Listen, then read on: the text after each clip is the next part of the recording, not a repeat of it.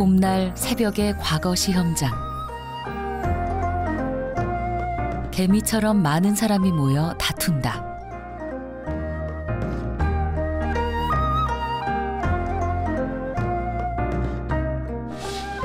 붓을 멈추고 생각에 잠기니, 책을 펴서 살펴보느니,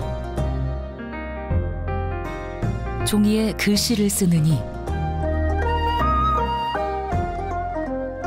우연히 만나 얘기를 나누느니, 행담에 기대어 조는 이도 있다.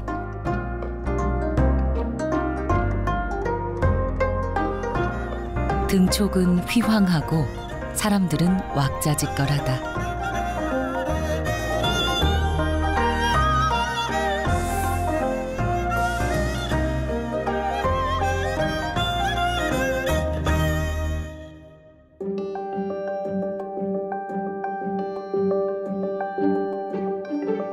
조선시대 르네상스를 이끈 단원 김홍도는 풍속화의 대가이다.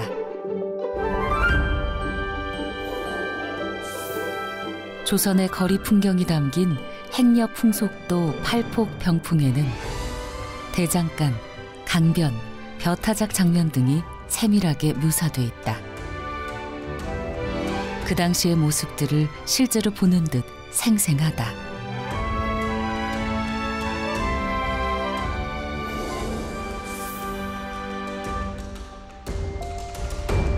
배경을 생략하고 주요 장면만 간략하게 그린 단원 풍속도첩은 각 주제가 선명히 드러난다.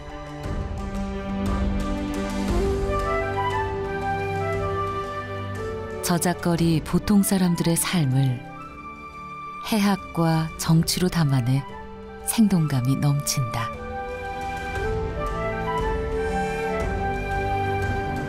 어느 날 정조가 명을 내린다. 18세기 조선을 개혁하기 위한 정조의 정치 이념에 김홍도의 그림이 딱 들어맞았기 때문이다.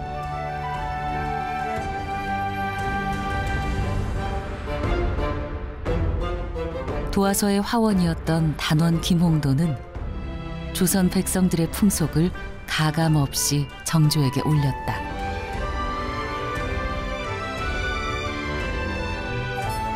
그렇게 정조의 눈과 귀가 되었다.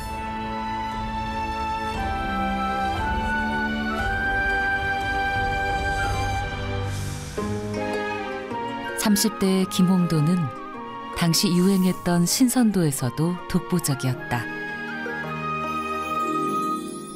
군선도는 단원 김홍도 특유의 개성적인 화풍을 성취한 작품이었다.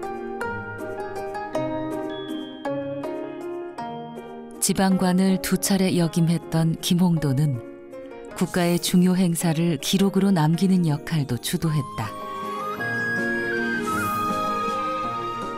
조선 후기 가장 화려한 공식 행사인 해경궁 홍씨의 회가변을 기록한 화성 원행도에서 김홍도는 총책임을 맡았다. 그가 얼마나 정조의 총애를 받았는지 짐작할 수 있다.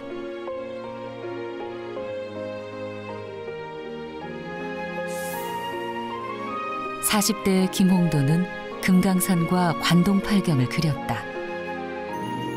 이 또한 직접 그곳을 가볼 수 없었던 정조의 어명이었다. 10m가 넘는 비단 두루마리에 구현된 금강산과 관동팔경을 감상하며 정조는 시를 지었다.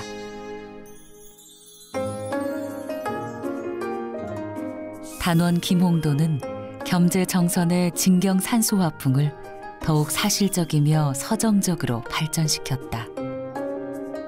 최고의 경지에 오른 단원 김홍도의 산소화는 50대 이후 작품들이다. 단양팔경이 아름답게 펼쳐진다. 2006년 10월 패트릭 패터슨이란 미국인에게 이메일을 받게 된 정병모 교수. 김홍도 풍속화를 감정해달라는 요청이었다. 단원 김홍도의 그림은 어떻게 태평양 건너 미국까지 오게 되었을까? 2007년 2월 캘리포니아 프레스노에서 그 실체를 확인했다. 한눈에 김홍도구나 하는 거를 다 파악을 했죠. 가구장의 그 풍경에 보면 그 사람들의 어떤 여러 가지의 어떤 그 모습들이 이게 한편의 이게 드라마구나. 김홍도는 풍속화를 그릴 때 뭐 일이라든가 아니면은 그 놀이 어떤 그 사실적인 걸 표현한 게 아니라 거기서 사람들 간의 어떤 관계 어떤 그 스토리텔링을 그 풀어내거든요. 1953년 부산에서 미군으로 복무했던 유진 군은 공원 춘효도를 구매해 미국으로 가져갔다. 당시 부산 국립박물관 학예사였던 김원용은 김홍도의 풍속화임을 고증하는 영문 확인서를 썼다.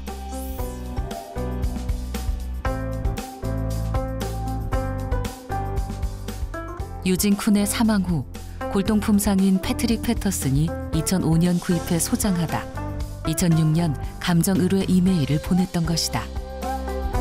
세로 71.5cm, 가로 37.5cm의 비단에 채색한 그림 공원 춘효도. 과거 시험장에 가득 찬 우산들이 장관을 이루고 사이사이 보이는 수험생의 긴장된 모습이 보인다. 조선시대 과거 시험장을 생생하게 표현하는 그림 속 인물들. 그런데 수험생이 아닌 사람들도 많이 보인다. 과거 시험을 어떻게 치르기에 이런 모습일까? 궁금증을 유발시키는 공원 춘효도. 문장에 능숙한 자를 거벽, 글씨에 능한 자를 사수, 돗자리와 우산 같은 기구를 나르는 자를 수종이라 한다. 앞자리를 잡기 위해 새벽부터 입구에서 기다렸던 수종은 졸고 있다. 분주한 다른 사람과 대비되는 모습은 단원 김홍도만의 재치이자 해학이다. 문장에 능숙한 거벽이 글을 지어 말하면 글씨에 능한 사수가 이를 받아 적어 답안지인 시권을 완성했다. 수험생인 거자는 가만히 앉아있기만 하면 되었다. 물론 이들은 머리에 검은 유건을 써서 수험생으로 위장했다. 어자와 노자를 분별하지 못하는 무식한 자, 머슴 노예까지 머리에 유건을 쓰고 시험장에 들어와 어지러이 뒤섞여 있으니 부정한 편법이 판을 칠 수밖에 없다. 조선은 시험의 나라였다. 보통 5살 때 시작해 무려 30년 이상 공부해야 소과를 거쳐 대과에 합격할 수 있었다. 3년마다 실시된 과거 시험은 불과 33명을 뽑는 행정고시였던 셈이다. 4차례에 걸쳐 제출된 응시자의 시험 답안지다. 4건을 하나의 첩으로 만든 것이다. 조선 후기엔 응시자가 기하급수로 늘면서 채점하기가 어려웠다. 먼저 답안지를 제출해야 유리했다. 강세왕의 제발 첫 문장인 공원 춘효 만만전은 새벽 시험장에서 만마리의 개미가 싸움을 벌인다는 뜻이다. 그만큼 뜨거운 현장의 열기를 전하고 있다. 묘사의 오묘함이 하늘의 조화를 빼앗는 듯하니 반평생 넘게 이러한 곤란함을 겪어본 자가 이 그림을 대한다면 자신도 모르게 코끝이 시큰해질 것이다. 단원 김홍도의 풍자와 해악을 다시 부각시킨 공원 춘효도는 서양화의 특징도 보인다. 작은 화폭에다가 그 번잡한 그 과거장의 모습을 효과적으로 표현하기 위해서 그 대기원근법이라는 기법을 사용한 겁니다. 앞에서는 점점 이제 많은 사람들이 이제 크게 그리다가 뒤로 갈수록 이렇게 적어지고 또 어느 순간부터는 안개나 운무 속에 이렇게 감춰지게 함으로써 굉장히 많은 사람들이 운집해 있다는 것을 이렇게 암시하고 있는 그런 방법입니다. 단원 김홍도의 고향인 안산은 실학사상이 흥성했던 곳이다. 실학사상의 사상적 기초를 마련한 성호 이익의 학문적 개방성과 포용성은 표암 강세황으로 이어져 제자인 단원 김홍도의 사상에도 큰 영향을 끼쳤다.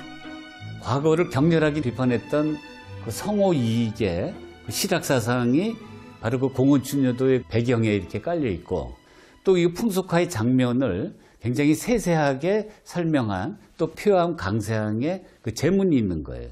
세 명의 어떤 그 역사적인 인물이 직접 간접으로 관련된 그림이 그 공원춘효도이고, 또 그런 점에서 보면 이게 안산이기 때문에 가능했던 작품이다. 공원 춘효도를 귀환시키기 위한 노력은 끝없이 이어졌다. 단원의 도시 안산시의 주도하에 우리의 품으로 다시 돌아온 공원 춘효도. 과거 시험장에 만연했던 부정부패를 해학적으로 풍자한 공원 춘효도는 그 가치를 매길 수조차 없는 우리의 보물이다. 작품이 하나 둘씩 모여 단원의 그림 세계가 구현된 김홍도 미술관에는 조선의 그림 신선 김홍도가 산다.